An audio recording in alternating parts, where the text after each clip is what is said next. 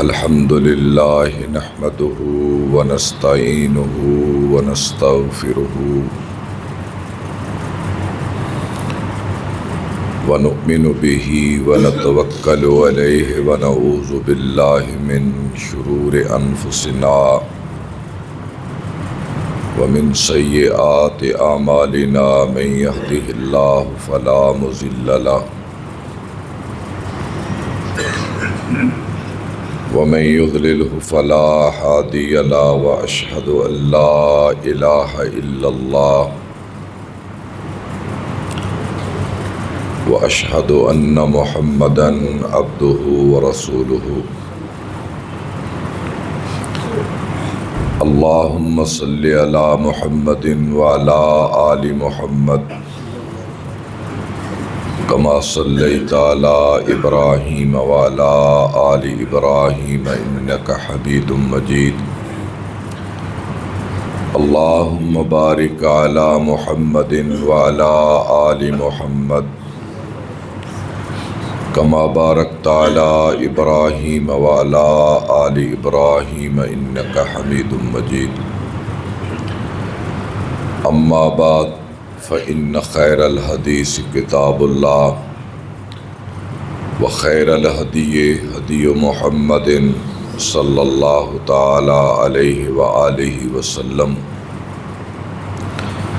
وشر الأمور محدثاتها وكل محدثة بدعة وكل بدعة ضلالة وكل ضلالة في النار اعوذ باللہ السمیع العلیم من الشیطان الرجیم بسم اللہ الرحمن الرحیم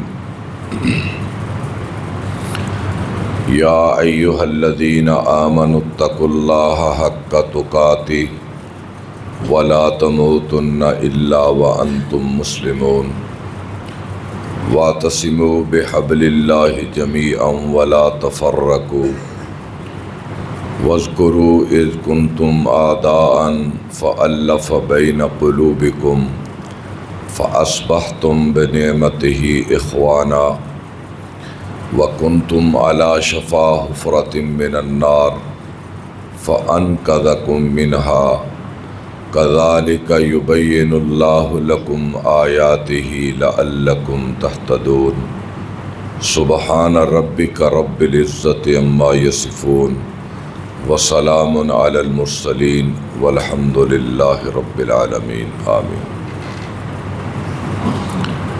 اے ایمان والو، اللہ سے اس طرح ڈر جاؤ جس طرح اس سے ڈرنے کا حق ہے، اور جب تم پر موت آئے تو اس حال میں آئے کہ تم اللہ کو ماننے والے ہو۔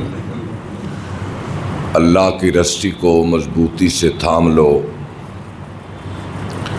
اور آپس میں فرقے فرقے مت بٹو۔ یاد کرو ایک زمانہ تم پہ وہ تھا جب تم ایک دوسرے کے دشمن تھے، اس نے تمہارے دلوں میں محبت ڈال دی اور تم بھائی بھائی بن گئے۔ تم آگ کے گڑھے کے کنارے پر کھڑے تھے، اس خدا نے تمہیں اس سے بچا لیا۔ اسی طرح اللہ اپنی آیتوں کو بیان کرتا ہے تاکہ تم ہدایت پانے والوں میں ہو جاؤ۔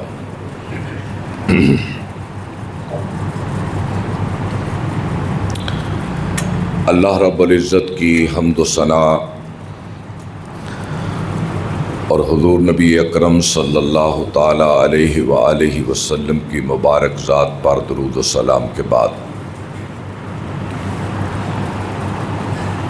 میرے واجب الاحترام سامعین و حاضرین و ناظرین کرام، جس آیات مبارکہ کو میں نے پڑھا اور اس کا ترجمہ میں نے آپ حضرات کی خدمت میں پڑھنے کی سعادت حاصل کی، اس سے خود بخود ظاہر ہوتا ہے کہ اللہ تعالیٰ ان آیات میں اپنے بندوں سے کیا کہنا چاہتا ہے۔ آج اس وقت پوری دنیا میں امت مسلمہ کا جو حال ہے اس سے ہر مسلمان آگاہ ہے۔ امت کا شیرازہ بکھرا ہوا ہی نہیں بلکہ ٹوٹا ہوا ہے، جس کے نتیجے میں ہر طرف سے کفر مسلمانوں پہ چڑھ دوڑا ہے، اور ان 2 دہائیوں میں اسلامی ممالک کے ساتھ جو ہوا ہے وہ کسی سے ڈھکا چھپا نہیں، اور مسلمانوں کی بد نصیبی کہہ لو یہ ہے کہ وہ آپس میں کہیں مذہبی اعتبار سے، کہیں سیاسی لحاظ سے آپس کے جھگڑے اور لڑائیاں ہیں، اور اس کے مقابلے میں کفر پوری طرح متحد اور متفق ہے۔ ہزار معاشی اور سیاسی اختلافات کے باوجود یہود و نصارہ اور ان کے ساتھ مشرق میں رہنے والا ہندو جہاں مسلمان کا مفاد ہوتا ہے اس کے خلاف ہمیشہ سے اکٹھے ہیں، اور ان کا اتحاد اور ان کا اکٹھ مسلمانوں کو نقصان پہنچانے کے لیے کہیں بھی کوئی دقیقہ فروگزاشت نہیں چھوڑتے۔ اور ہمارے ہاں امت کے پاس اسباب کا کم ہونا یا زیادہ ہونا یہ ایک الگ مضمون ہے، اس پر یہ صدیوں کا زمانہ محیط ہے کہ مسلمان ہر روز زوال پذیر ہوا، لیکن امت کے درمیان جو عدم اتفاق ہے یہ تو ہمارے بس کی بات۔ یہ 57 اسلامی ممالک جو اس وقت 1.5 ارب کے قریب مسلمان، ہم وہ اپنے اندر استعداد اور صلاحیت پیدا نہ کر سکے جو اہل مغرب میں پچھلے 300-400 سال میں جہاں دنیاوی اسباب پر جو اس نے قبضہ کیا۔ یہ تو ایک الگ بات ہے، مسلمان اپنی باری لے چکا ہے، 700-800 سال تک اس نے حکمرانی کی۔ نظر آتا ہے کہ اس وقت کفر اور کفار کی باری ہے جو وہ اپنی باری خوب لے رہے ہیں۔ تو میں سب سے پہلے یہ بات عرض کروں گا کہ سب سے بڑی بدبختی آج امت کے درمیان فرقہ بندی ہے، اور امت کے درمیان کوئی اتحاد نہیں ہے، بالخصوص مسل کی بنیاد پر، فرقہ بندی کی بنیاد پر جو مسلمانوں کو نقصان ہو رہا ہے شاید ہم اس کا اندازہ نہیں لگا سکتے۔ ہم نے جو چشمہ پہنا ہوا ہے ہمیں اسی کے مطابق نظر آتا ہے، جو فرقہ، جو جماعت، جو گروہ اس کے پاس جو ہے وہ اس پہ خوش ہے، اور وہی اس کو درست سمجھتا ہے، اور اپنے اسی مسلک کی ترجمانی کے لیے وہ دن رات دوڑ رہا ہے۔ اور مسلمان کلمہ گو کو قبول کرنے کے لیے تیار نہیں ہے کہ یہ بھی مسلمان ہے، اور کفر کے فتوے لگ رہے ہیں، دین سے باہر لوگوں کو نکالا جا رہا ہے، اور یہ کہا جا رہا ہے کہ بس ہم جنت میں جائیں گے اور ہمارے سوا کوئی جنت میں نہیں جائے گا، حالانکہ یہ سند کسی کے پاس نہیں ہے دنیا میں کہ وہ کسی کو کہے کہ یہ جنتی ہے یا کسی کو کہے یہ دوزخی ہے۔ آج کلمہ گو مسلمان فرقے کی بنیاد پہ رشتہ داریاں کرتا ہے، فرقے کی بنیاد پر وہ تعلق کا استوار کرتا ہے، فرقے کی بنیاد پر وہ تجارت اور کاروبار کرتا ہے، اور نفرتیں اس حد تک ہیں کہ یہ مسجد اللہ کے گھر ہیں، لیکن ایک مسلک کا آدمی، ایک فرقے کا آدمی اگر دوسرے کی مسجد میں نماز پڑھنے کے لیے جاتا ہے تو اپنے آپ کو اجنبی محسوس کرتا ہے کہ میں کہاں آ گیا ہوں، اور دوسرے مسلک کا آدمی جب مسجد میں نماز پڑھنے آتا ہے تو مسجد کے مسلک والے لوگ اس کی طرف جھانکتے ہیں کہ یہ کہاں سے آ گیا، اس کو تو ہماری مسجد میں نماز پڑھنے کا حق نہیں ہے کیونکہ یہ دوسرے مسلک کا ہے۔ وَأَنَّ الْمَسَاجِدَ لِلَّهِ، مسجد اللہ کے گھر ہیں، سجدہ سب اللہ کو کر رہے ہیں، لیکن ایک آدمی کو دوسرے کی مسجد میں نماز پڑھنے کی اجازت نہیں ہے، الا ماشاءاللہ جہاں ماحول ہے وہاں تو پڑھ لیتے ہیں، لیکن اجتماعی طور پر یہ بہت برا حال ہے اگر آپ اس کو گہرائی کے ساتھ دیکھیں۔ تو اس لیے اس وقت دیکھیں کہ اسرائیل فلسطینیوں کو مار رہا ہے، امریکہ مار رہا ہے، اور جب وہ مارتا ہے وہ یہ نہیں دیکھتا کہ جس کو میں مار رہا ہوں اس کا کس فرقے سے تعلق ہے۔ آپ دیکھیں وہ ایک وقت میں حزب اللہ کو بھی مارتا ہے جو شیعہ کی تنظیم ہے، عسکری تنظیم ہے اہل تشیع کی، لبنان میں بالخصوص جس کا بڑا نیٹ ورک ہے، حسن نصر اللہ جس کا لیڈر انہوں نے مارا ہے، اور دوسری طرف وہ یمن کے حوثیوں کو جو اہل تشیع ہیں ان کو بھی مار رہا ہے، اور حماس جو اہل سنت کی عسکری تنظیم اس کو بھی مار رہا ہے، اور شام کو بھی مار رہا ہے، اردن کو بھی مار رہا ہے، اور اس کے ساتھ ساتھ جہاں جہاں وہ مار سکتا ہے مسلمانوں کو مارتا ہے، لیکن اسرائیل اور امریکہ نے کبھی یہ تفریق نہیں کی کہ یہ شیعہ یا سنی ہے، وہ مارتا ہے بس کہ یہ لوگ مسلمان ہیں، یہ جہاں بھی ہیں انہیں مارنا بہت ضروری ہے، اگر انہیں نہ مارا گیا تو کل کلا ہمارا مستقبل خطرے میں ہے۔ لیکن دوسری طرف آپ دیکھیں، میں کھل کر بات کروں گا کہ مسل کی بنیاد پر ایران اور سعودی عرب کتنے دور دور ہیں، اور کوئی کسی کی جھولی میں ہے، کوئی کسی کی جھولی میں ہے، یہ ملکی سطح پر، اور اس کے پیچھے بھی مسل کی اختلاف ہے۔ اور اس حال میں آپ دیکھ لیں، میں تو کم استعمال کرتا ہوں، جو زیادہ استعمال کرتے ہیں وہ دیکھ لیں موبائل پر اس وقت کیا ہو رہا ہے۔ اسرائیل وہ مسلمانوں کو مار رہا ہے، اور مسلمان ایک دوسرے پہ فتوے لگا رہے ہیں کہ فلاں ملک فلاں کے حق میں ہے، فلاں ملک فلاں کے حق میں ہے، وہ کیوں ہے، یہ کیوں ہے، یہ کافر ہے، یہ مسلمان ہے۔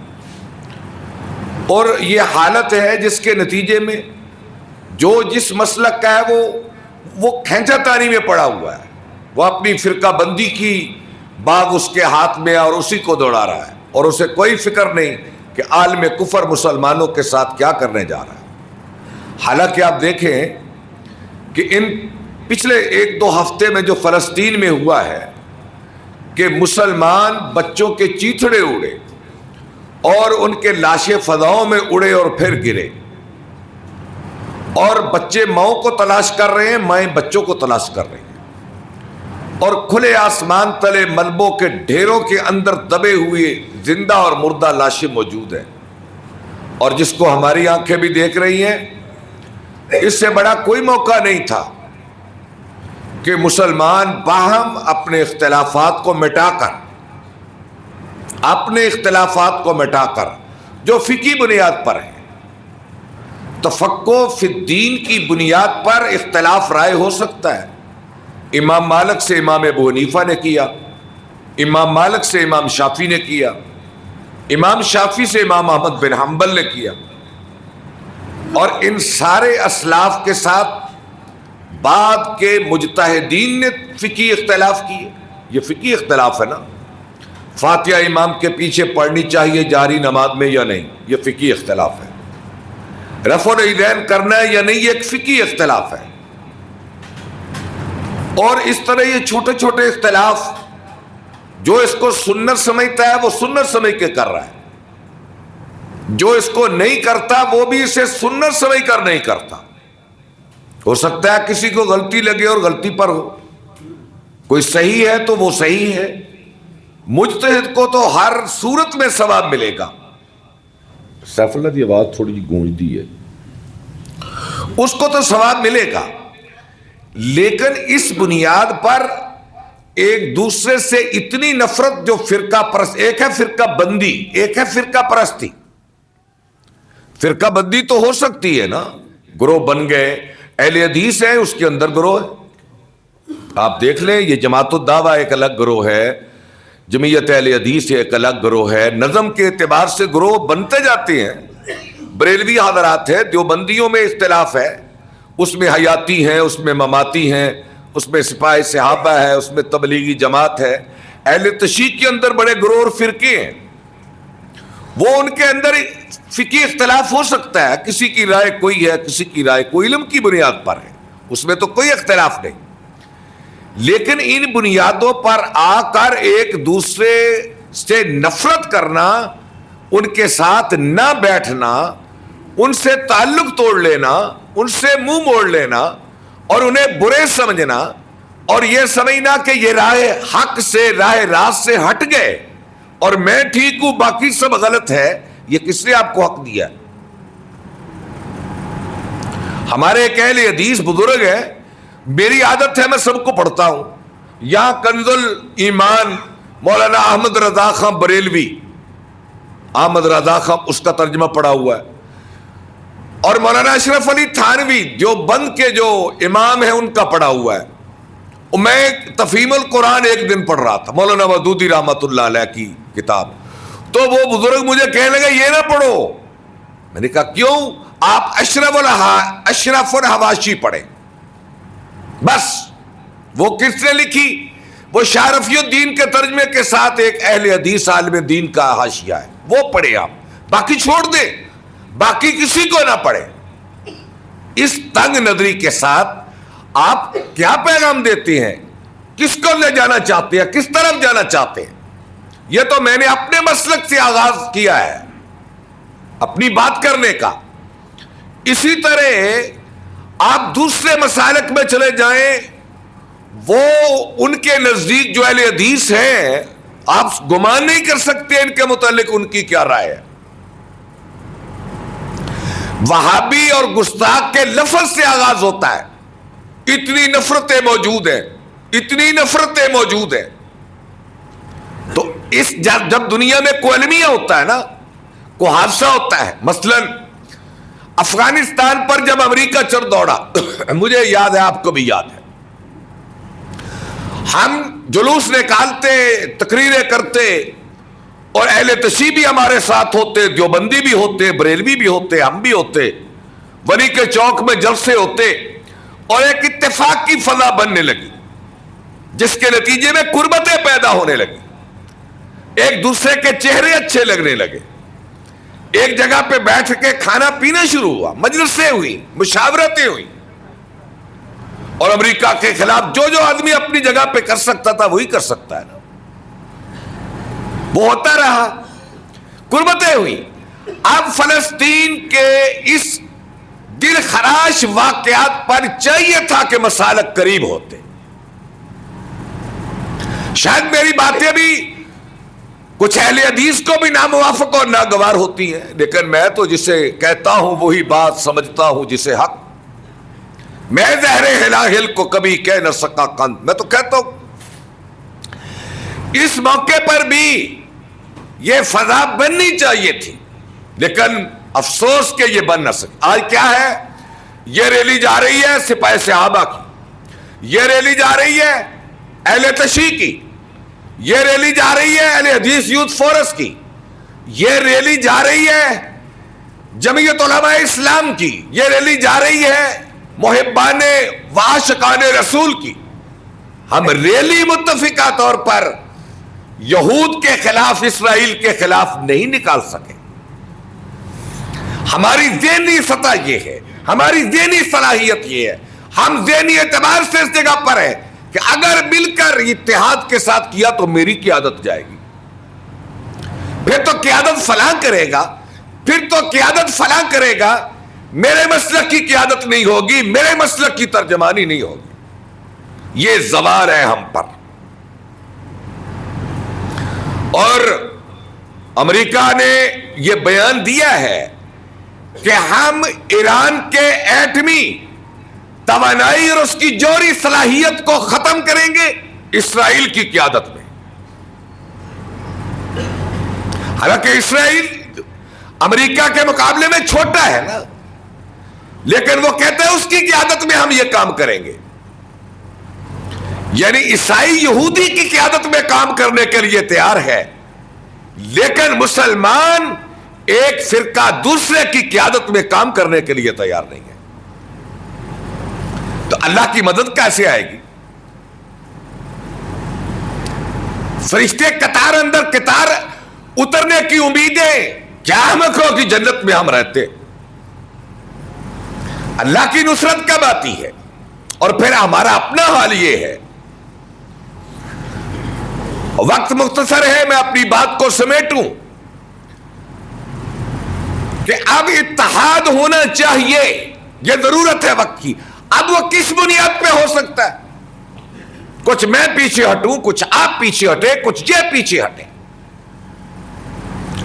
اور ایک چکی کا وہ کیل جس کو پکڑ کر چکی چلائی جاتی ہے، اور وہ کیل کیا ہے؟ وہ اللہ کی وحدانیت ہے. وہ کیا ہے؟ اللہ کی وحدانیت ہے. اور اللہ کی آپ دیکھیں، توحید انسانوں کو جوڑتی ہے، توحید انسانوں کو جوڑتی ہے، اور شرک انسانوں کو توڑتا ہے. آپ کہیں گے وہ کیسے؟ توحید کیا ہے؟ اللہ کو ایک ماننا کہ وہ ساری کائنات کا خدا ایک ہے. اور قرآن مجید کے ظرف کی وسعت کو دیکھے، قرآن نے آواز دی ہے، قل یا اہل الکتاب تعالوا الی کلمۃ سواء بیننا وبینکم الا نعبد الا اللہ. اے میرے حبیب اہل کتاب سے کہو، یہ یہود اور عیسائی مجھے نبی نہیں مانتے، نہ مانو. قرآن کو اللہ کی کتاب نہیں مانتے، نہ مانو.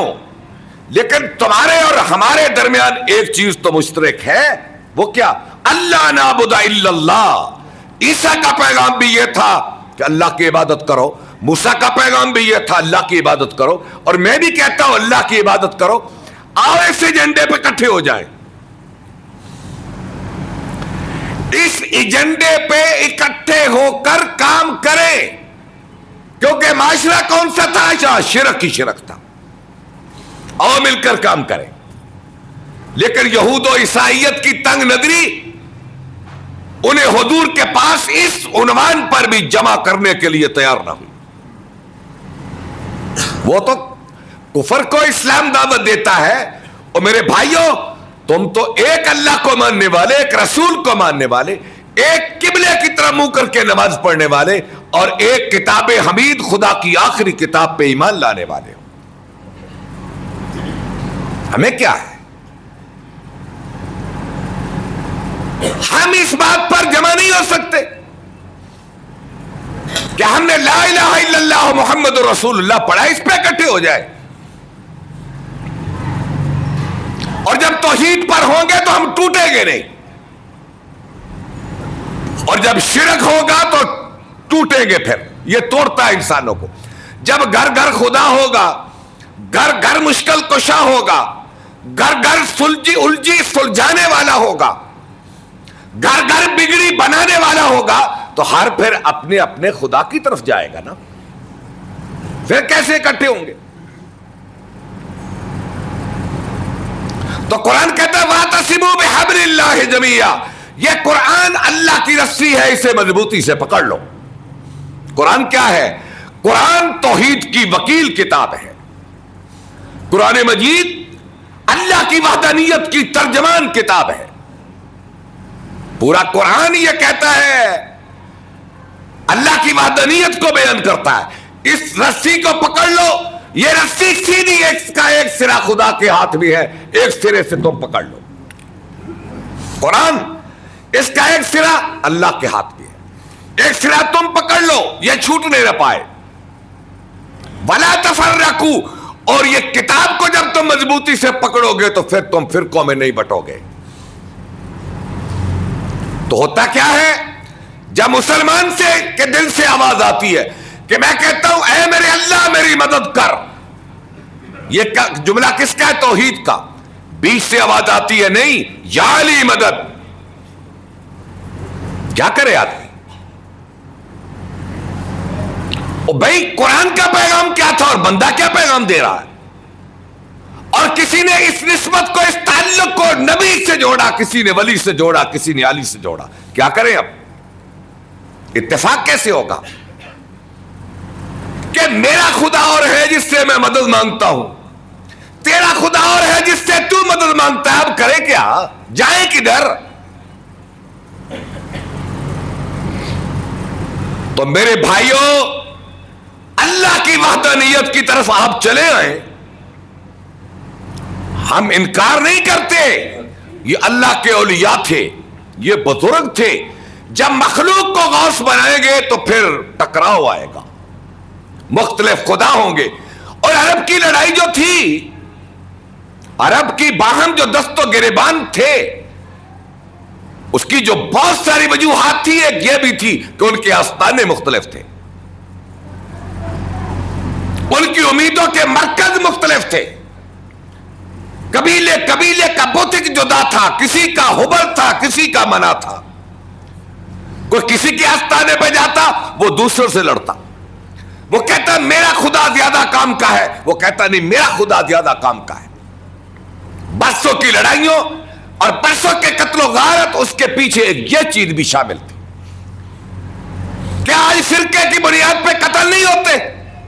پچھلی 4 دہائیوں میں دیکھیں کتنی قیمتی جانیں ضائع ہوئی ہیں فرقے کی بنیاد پر، اور اس کی اجازت اسلام تو نہیں دیتا نا،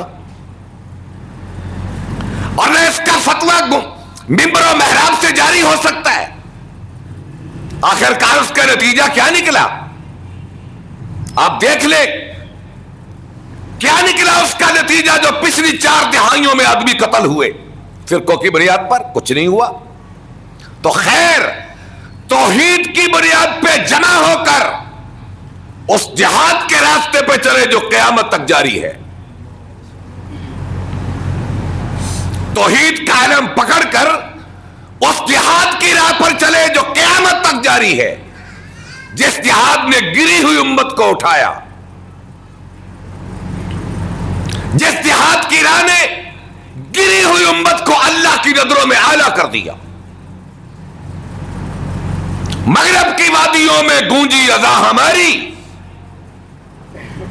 مغرب کی وادیوں میں گونجی اذا ہماری، تھمتا نہ تھا کسی سے سیل رواں ہمارا، باطل سے دبنے والے اے آسماں نہیں ہم، 100 بار کر چکا ہے تو امتحان ہمارا۔ یہ جہادی قافلے اٹھے تھے۔ حضرت سعد ابن ابی وقاص نے ربیع ابن عامر کو جب ایرانی چیف کمانڈر کے پاس اپنا سفیر بنا کر بھیجا تو جو چٹھی لکھی تھی سعد ابن ابی وقاص نے شاہ روم کے نام، شاہ ایران کے نام، وہ یہ تھی کہ میں تیری طرف ایسے آدمیوں کو بھیج رہا ہوں کہ جتنی تم دنیا سے محبت کرتے ہو وہ لوگ اتنی موت سے پیار کرتے ہیں، اور جنہیں موت سے پیار دنیا سے زیادہ ہو، دنیا کی کوئی طاقت انہیں شکست نہیں دے سکتی۔ جو لڑنے کے لیے تیار ہو، جو مرنے کے لیے تیار ہو، کوئی اسے نہ مار سکتا ہے نہ اس سے کوئی لڑ سکتا ہے۔ اللہ کے نبی صلی اللہ علیہ وسلم نے فرمایا تھا اپنے صحابی سے مخاطب ہو کر، ایک زمانہ میری امت پر آئے گا کہ کافر مسلمانوں کو اس طرح کھائیں گے جس طرح بھوکے آدمی دسترخوان پہ ٹوٹ پڑتے ہیں۔ صحابہ نے پوچھا یا رسول اللہ، کیا اس وقت ہم تعداد میں کم ہوں گے؟ نہیں، آپ نے فرمایا اس وقت تم میں وہن آ جائے گا، وہن۔ صحابہ نے پوچھا ومل وہن یا رسول اللہ، وہن کیا ہے؟ آپ نے فرمایا حب الدنیا و کراہیت الموت، دنیا کی محبت اور موت کو ناپسند کرنا۔ آج دنیا کی محبت نے ہمارے دلوں کو زنگ آلود کر دیا اور ہمارے خیالات کو باطل کر دیا، ہماری سوچ کے زاویے بدل دیے، اور دنیا کے پیار نے ہمیں جینے کی امیدیں لمبی کر دی، اور ایسے بزدل بنے کہ موت سے ڈرنے لگے۔ اور یاد رکھو، بزدلی قوموں کو موت سے نہیں بچاتی، اگر بزدلی بچا سکتی ہوتی تو بہادروں کو پھر کبھی موت نہ آتی۔ اس وہن نے، آج یہ وہن ہے کہ وہن کیا ہے کہ پاکستان کا حکمران تو سپاہ سالار ہے نا، شہباز شریف بیچارہ تو نہیں ہے، اور ہمارا سپاہ سالار اتنا تو کہہ سکتا ہے اسرائیل سے مخاطب ہو کر کہ بھائی بس کرو اب ظلم کی انتہا ہو چکی ہے۔ یہ جملے کہنے پر تو کوئی پابندی نہیں ہے نا، لیکن یہ بات نہیں کہہ سکتے ہم، ہماری رسیاں بڑی دور ہیں، ہماری معیشت بڑی دور سے چلتی ہے، ہماری سپاہ سالاری کے فیصلے بڑی دور سے ہوتے ہیں، ہماری وزارت عظمیٰ کے فیصلے بھی بڑی دور سے ہوتے ہیں۔ اور اگر میں ایک بات کہوں تو شاید بے جانا ہوگی، اگر ہمارا سپاہ سالار یہ کہہ دے کہ بس کرو تمہارے ظلم کی انتہا ہو چکی ہے، ہم اس سے آگے برداشت نہیں کر سکتے، تو جو تم توانائیاں عمران خان کے خلاف لگا رہے ہو، تیرے ایک جملے سے یہ عوام تیرے پیچھے آ جائے گی، اس کو چھوڑ کر تیرے پیچھے آ جائے گی۔ یہ عوام تو بڑے بھولے بالے ہیں، یہ تو دین پسند ہے، یہ تو تم اسلام اور مسلمان مظلوم کی بات کرو، یہ تو ہر چیز قربان کرنے کے لیے یہ امت تیار ہے آپ کے لیے۔ ہم نہیں کہہ سکتے، ہم بڑے مجبور ہیں، ہم بڑے بیچارے ہیں۔ تو اس لیے میرے بھائیوں، آج ہم اس پہ مطمئن ہو گئے، ہمارے بچے محفوظ، ہمارے کاروبار محفوظ، ہمارے والدین محفوظ، ہماری عزتیں محفوظ، ہمارے جغرافیے محفوظ، ہماری حکومتیں محفوظ، ہمارا نظام محفوظ۔ ہمیں کیا فلسطین میں جو ہوتا ہے ہوتا رہے۔ بھئی جہاد کا فتویٰ تو علماء نے دیا ہے نا، اور اس کا مذاق اڑانے والوں نے مذاق بھی اڑایا ہے۔ اور کتنی بدبختی ہے کہ پاکستان کے سیاسی بڑے بڑے قداور لوگوں نے علماء کے اس فتوے کا مذاق اڑایا۔ اور یہ جہاد و قتال تو فوج نے کرنا، ہم نے تو نہیں نہ کرنا، ہم نے تو مذمت کرنی ہے، دل سے برا جاننا ہے، مال کی ضرورت پڑے تو ہم نے مال دینا ہے۔ لیکن یاد رکھے، تنہا بد دعاؤں سے دنیا میں کبھی کوئی کام نہیں ہوا، نہ مذمتوں سے کام ہوا ہے۔ اگر بد دعاؤں سے کام ہوتا، اللہ اپنے حبیب کو قرآن میں بد دعائیں سکھاتا۔ کیا خیال ہے؟ اللہ اپنے حبیب کو بد دعائیں سکھاتا نہیں، کیا کہا؟ یا ایھا النبی جاہد الکفار والمنافقین۔ اللہ نے اپنے حبیب کو جہاد کی عادتیں سکھائی ہیں، نکلو انفروا خفافا وثقالا، ہر حال میں نکلو۔ اللہ نے اپنے حبیب کو بد دعائیں نہیں سکھائی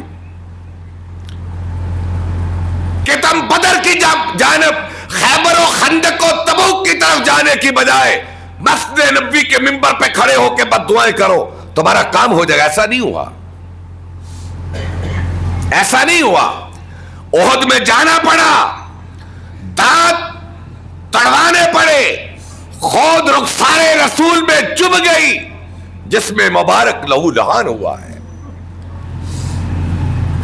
بغل میں اپنے پیٹ پہ پتھر باندھے ہیں اور ایک ماہ کی جہد مسلسل سے ایک جنگ لڑی ہے. تبوک کی راہوں پہ ثقلین کے تاجدار چلے ہیں اور چل کے دکھایا ہے. اور ہم نے بھی عشق مصطفیٰ میں یا لفظات عشق مصطفیٰ میں محبت مصطفیٰ میں جس جہاد کا قیامت تک اجرا کی حکم اللہ کے نبی دے کر گئے ہیں, ہم نے اپنے بقدر وسعت حصہ تو ڈالنا ہے. اس لیے میرے بھائیوں, دامے گرمے قدمے سخنے, اس وقت فلسطین پکار رہا ہے, عورتیں آوازیں دے رہی ہیں, بچے چیخ رہے ہیں, خون کی ندیاں بہ رہی ہیں, اور عمارتیں پیوند خاک ہیں جو کل فلک بوس تھی آج زمین پہ لگی ہوئی ہیں. یہ آواز دے رہی ہیں کہ مسلمانوں کم از کم آپس میں تو متفق ہو جاؤ, اپنی قیادت تو پیدا کرو. تو اللہ سے دعا ہے رب العالمین مسلمانوں کے زوال کو پھر عروج عطا کر دے. یا اللہ ہماری عزت رفتہ کو پھر بحال کر دے, جو ہم کھو بیٹھے اللہ اسے واپس کر دے. ہمیں معاف فرما, ہماری کوتاہیوں سے درگزر فرما. وآخر دعوانا ان الحمد للہ رب العالمین.